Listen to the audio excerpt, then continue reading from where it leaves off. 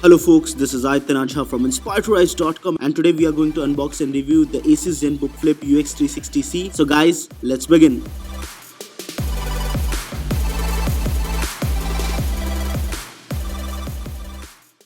We will start off firstly with the unboxing for the ASUS Zenbook Flip. So it comes in this package and on the back we have the UX360C model number written for it. It has micro HDMI to HDMI female port inside the box, and apart from that you get the model itself, you get a USB to LAN port, you get the power adapter for this model, and the Zenbook Flip is a 2-in-1 device. It has a 178 degree IPS display which is a 13.3 inch full 1080p HD display, and it also has touch input. Inside the box what you get is few other accessories and the warranty card and the manual for this device. At just around 1.27 kg, the Zenbook Flip is quite a light device. The Zenbook Flip has a non-backlit keyboard, and for a device that costs this much, this is a serious drawback. In terms of the touchpad, it's good, but the touchpad does not register few clicks sometimes, so I would say that it's one of the cons for this one.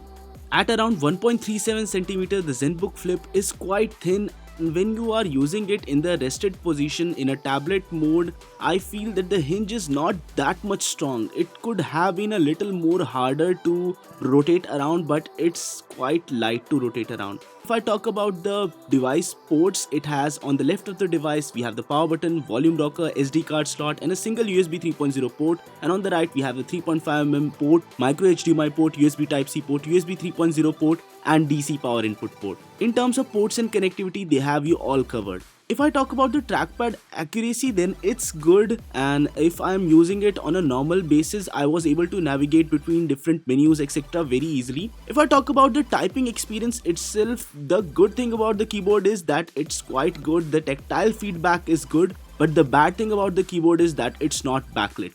Let's talk about the touchscreen experience itself. The touchscreen is quite good, it's an additional novel way of input, and I even tried my artistic skills on this one and I tried to draw a few things and few artworks etc. So I say that the touch response is good. I was able to draw things quite easily, and even while navigating between different menus and stuff, the overall experience was good. So in terms of that, it's quite covered. You also have the dedicated tablet mode wherein you can use this as a tablet. You also have the tent mode wherein you can use it in that tent format and keep it like that.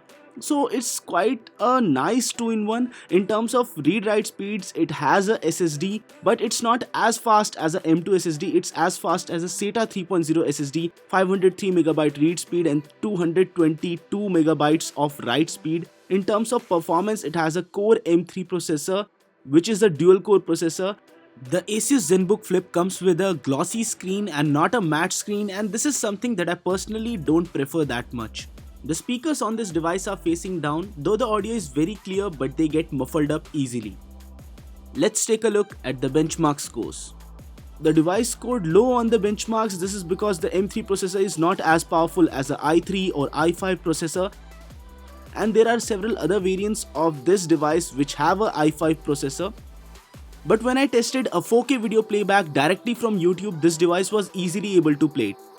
It has an IPS full HD display, so the colors are really bright on the display and it does look quite saturated.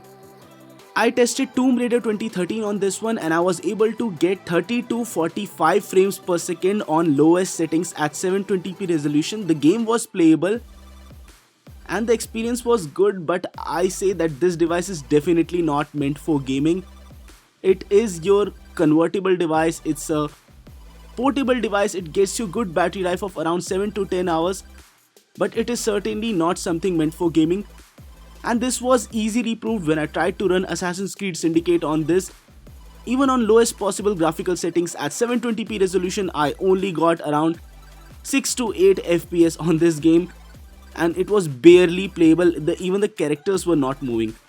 For a price of around 1,43,000 plus, I believe that the ASUS Zenbook Flip is a device which is not for everybody. With just 8GB of RAM, 512GB of solid state storage and Windows 10 experience, it is a good one for productivity professionals but not meant for everybody. Gamers can easily look somewhere else. So guys, this was it for this video. In case you liked this one, don't forget to smash the thumbs up button and don't forget to subscribe to our channel for more awesome videos like this. This is Aitanajha from inspiredtorise.com. Signing off folks, stay inspired to rise.